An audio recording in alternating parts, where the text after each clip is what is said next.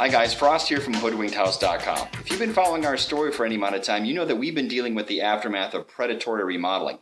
That's the act of flipping a house and illegally remodeling it using unlicensed contractors and ignoring building codes to cosmetically make a property look just good enough to turn a huge profit.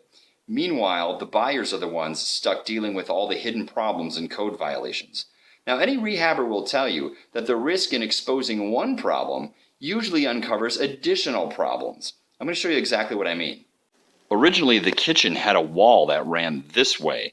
Now, the flipper took that wall out in order to put in this attractive-looking breakfast bar and these pendant lights. Now, thankfully, the wall was not load-bearing, but when he built this breakfast bar, he put in a dishwasher and this sink, which were illegally plumbed and incorrectly at that. The major problem was that the drains did not have any venting, so when you would put water in them, water would not go down the drains.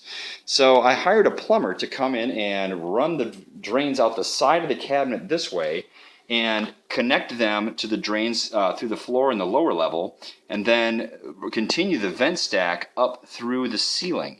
Now, the idea around that was that we could simply extend this column, this box, around that vent stack to fix the problem.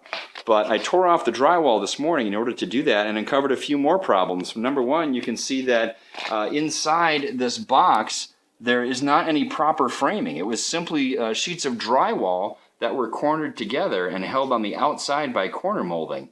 You can even see that in some places the screws weren't even connecting to anything. Now, the second problem is that this electricity here, this is the switch that activates those pendant lights that we showed earlier. And if you look at the wiring, it's not stapled or connected to anything inside the framing at all. And if we follow it all the way up to the top, where it goes up and over into the ceiling, you can see that it was simply mashed together behind some 2x4s and some drywall. So the additional problems we have to fix here are pulling all this drywall, this column off, reframing it the right way, and rewiring it. If you're considering buying a house, make sure you do excessive research on the property to make sure you don't become a victim of predatory remodeling. 2 essentials: make sure you look up the property on websites like Zillow.com, which show previous photos and home sale information.